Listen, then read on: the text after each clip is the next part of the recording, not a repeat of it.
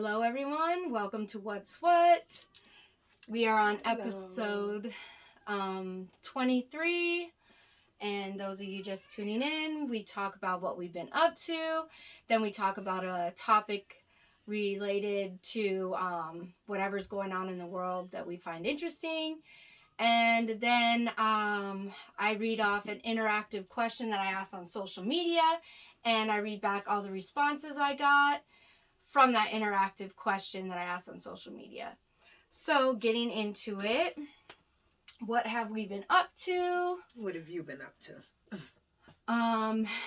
So I haven't really talked about this much. I think I probably touched a little bit on it on my social media, but my AC went out in September.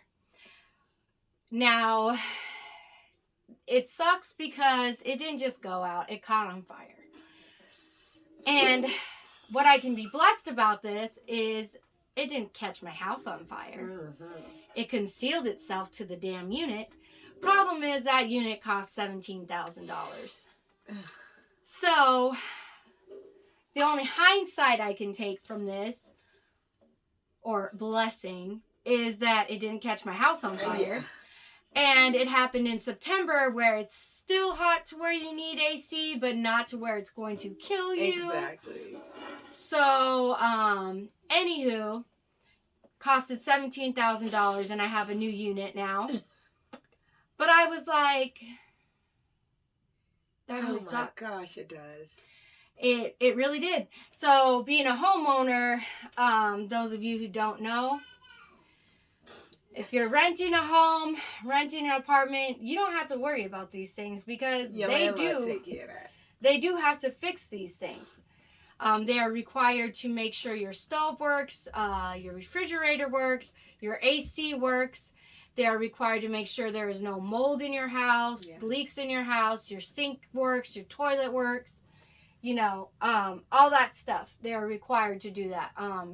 But when you own the home, you're required to take care of all of that. You don't have nobody to call. Yeah, so it was a huge bummer for me, I but could imagine. Obviously I don't have $17,000 laying around anywhere, so I had to finance that. So, yay, another freaking bill. The shirt I'm wearing today is a real one.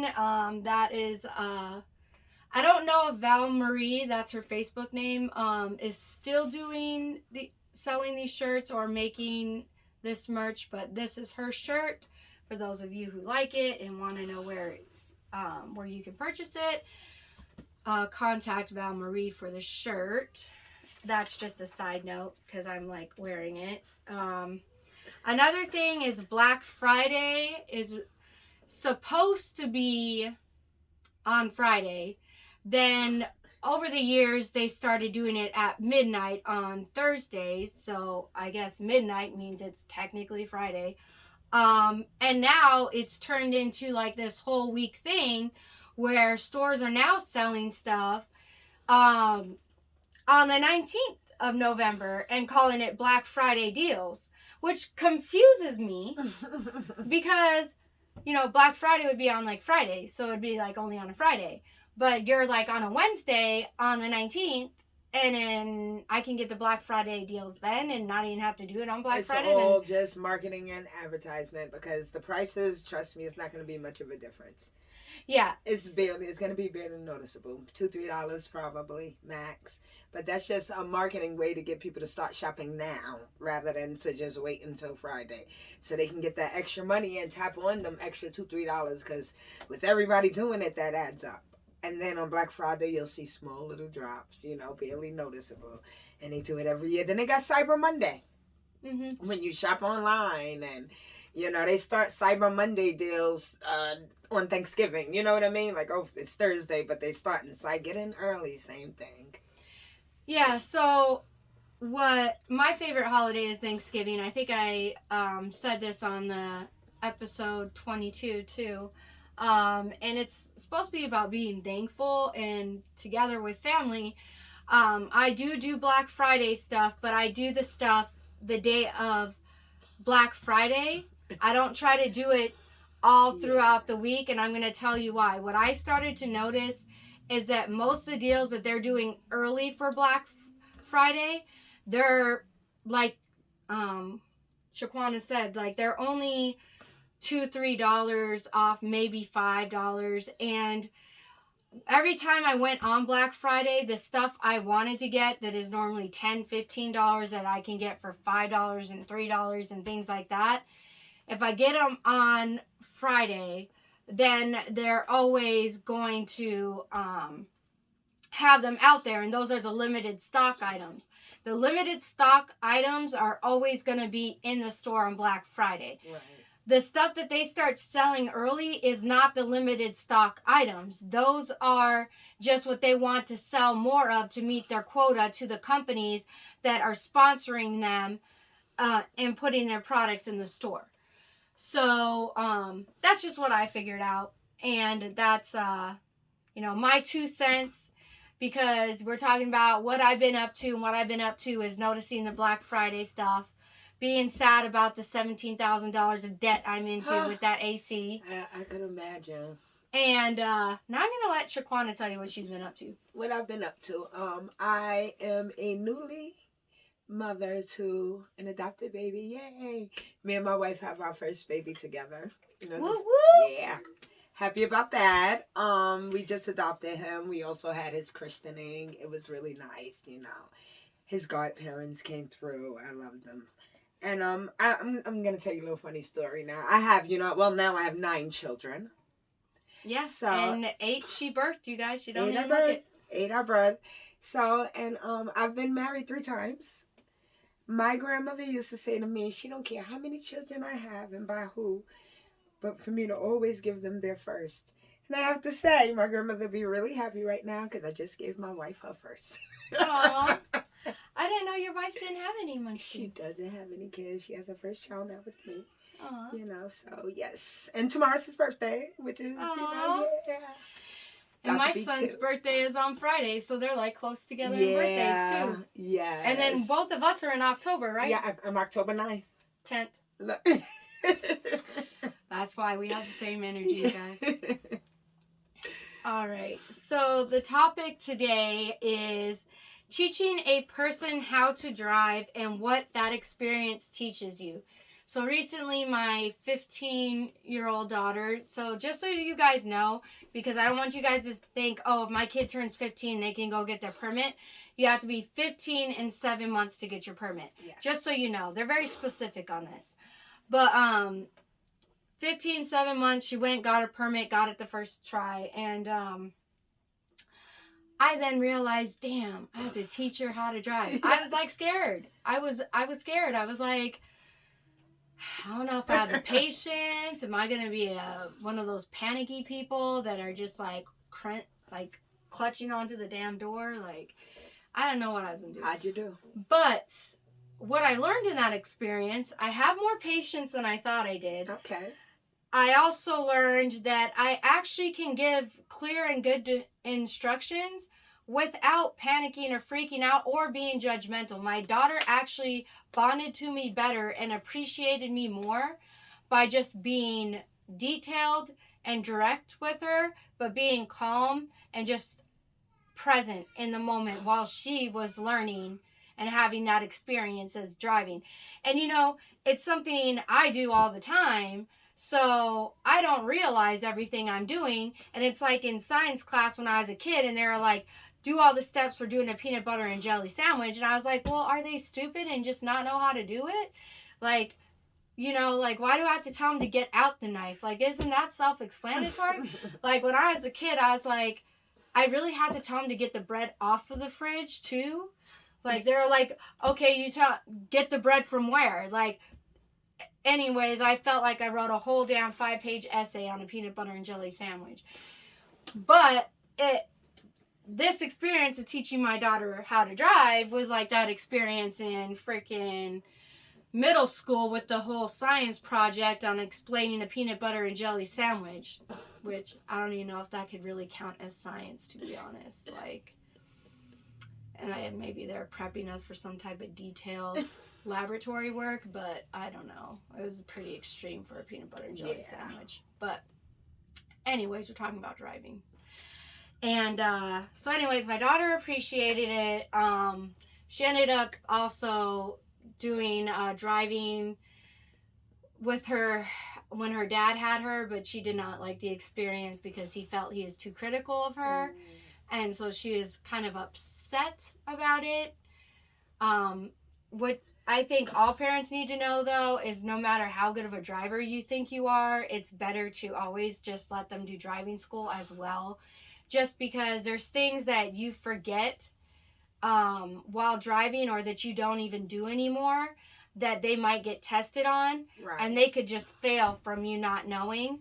Right. I do know that driving school can be expensive. I've looked at rates recently, and it's anywhere from $300 to $600. Wow, that's a lot. In New York, I took driving school when I started driving, and I was in my 20s, because you really don't need to drive in New York, but it's subways everywhere, buses everywhere, and driving actually costs you more and takes you longer to get there. But when I took for driving school, it was $25. Yeah. And you took, I think the driving class was, I think each class was $25. That was it. And you probably need a few. In Arizona, yeah, it's $300 to $600, and then they give you a certificate that you can present to your car insurance. So you can get a discount for your insurance, your car insurance for your kid, because that skyrockets when you have a kid driver. Another thing I didn't know. Let me ask you, out here in Arizona, do you need to take a 5-hour defensive driving course in order to get your license? Because I know in New York you have to take it. As far as I know, you have to have your permit, and then you can take the driving test as long as you've had it for at least 6 months. Wow. See, in New York is different. It's a lot different, I guess, the criteria, because you can have your permit. You can take your road test the day after you get your permit if you choose to, as long as you took the 5-hour defensive driving course. But that 5-hour defensive driving course is mandatory for you to even schedule a road test. Yeah. Here it is not. Oh, okay. As far as I know, you have to have your permit. You can only get at 15 and 7 months. You could turn it into a driver's license once you're 16. And then obviously you have to be insured in order to drive. Yeah. Which I told my kids, if you guys want to drive, you need to get a job and help pay for gas and put $100 towards your car insurance, because it's gonna be high. Trust me, I know that. It's expensive. It is. I had to put 2 of my children on mine, so I know. And it's no fun. Once y'all turn 18, you're gonna go get your own liability insurance. Oh no, because they're in my household, it just keeps coming up. There's these people live in your household, so they still include them. Nah, I'm gonna be like, no. Get your own insurance. I just make them pay their portion. Listen, this is what it would have been if you weren't on it. So now that you're on it, is this much more, and that's what you have to pay. Yeah, I am not paying your portion. Yeah, it's expensive, you guys. Like, you don't realize this, but it is. Insurance is very expensive. Parents have a lot of bills. We have the rent or mortgage we have to pay. We have the electric. We have the water. We have the internet. We have freaking the groceries. We have just the everyday living, household essentials, and you know what I mean? It's a lot. You just have to make sure you always have it. We have the phone bill to pay. If you have solar panels like I do, then you have that bill. You have we have bills. Yes. So we already have our own car insurance paid for. We can't just cover yours too. Yeah. So I asked an interactive question, and that question was, parents, what was your experience with your kids when they got their permit? That's a good question too. And Shaquana's gonna pull up the responses from you guys. The very first response was crazy. Yeah, Victor said crazy. Yeah, I can imagine that. Designated driver. Okay. How do you say his name? Hines? Hines Yeah. said designated driver. I mean, it's true, but I'm pretty sure they'll get mad after a while. Like 2 a.m. That's the best time when nobody's out. That's what I did with my son. I took him out real late when there was no one else out. Yeah, I take my daughter at 10 p.m. when we do. Yeah, that's what I did too. I felt safer. And you know, you did touch on something when you talked about how your daughter said she liked it the way you respond. It's all in trust, because I found that when you show them you trust them more, even if you don't while they're driving, they'll have more confidence and you know what I mean, and do better. I've taught two, so I seen a difference. I was one way with one and learned from it, and my experience with the next was totally different, and I see that it works. So let's see. Jackson said, I will get I will get this middle next year. I tell you then. So his son will be driving the middle of next year. Yeah. So he'll let me know then. Okay. John Dunn said, proud, fearful, but safe in sadness of time. I can understand that's what that Joe too. said? Yeah. You know they're growing up. Okay, Jana. and Jana, my family signed me up for driving school for a short bit. Then I was able to go on a road trip with my dad. That really helped me. Okay. Yeah, so even Jana was hitting on driving school being the best option. And I definitely think for bonding, it's good for parents to just go out there because it's like a trust exercise. Yes. And so I think it's still good for parents to go out there with their kids. You give them more confidence in what they're doing for themselves. You just got to show them you trust them. Yeah, so I think it's definitely good that parents still go out there with their children, even if they're scared, to like show them, you know, that they trust them and stuff, and teach them to drive. But definitely do driving school as well, because it's helpful. It's definitely helpful. Yeah, I took driving school myself. You know, so and it definitely was helpful. The first time I actually took my road test, I failed because I didn't signal while pulling out. That's a law in New York. You also have to parallel park in order to pass. And the second time I took it, I passed. But the crazy thing is, I parallel parked to, you know, pass the road test. Left until today. Cannot parallel park anymore. Yeah, me too. You had to I did it that one time, and that was over 20 years ago, and I still cannot parallel park. Yeah. My car helps me now. I parallel parked in to pass my driving class because it is a requirement here too. And even till this day, I avoid any areas where I have to parallel park. Too. I do not want the freaking headache. I can't do it. But now I have a car that helps me though. So my car helps pull me in now, so it looks like I can do it. Oh, there you go. All right, so that is what's what. Stay tuned for next episode. Bye. Bye for now.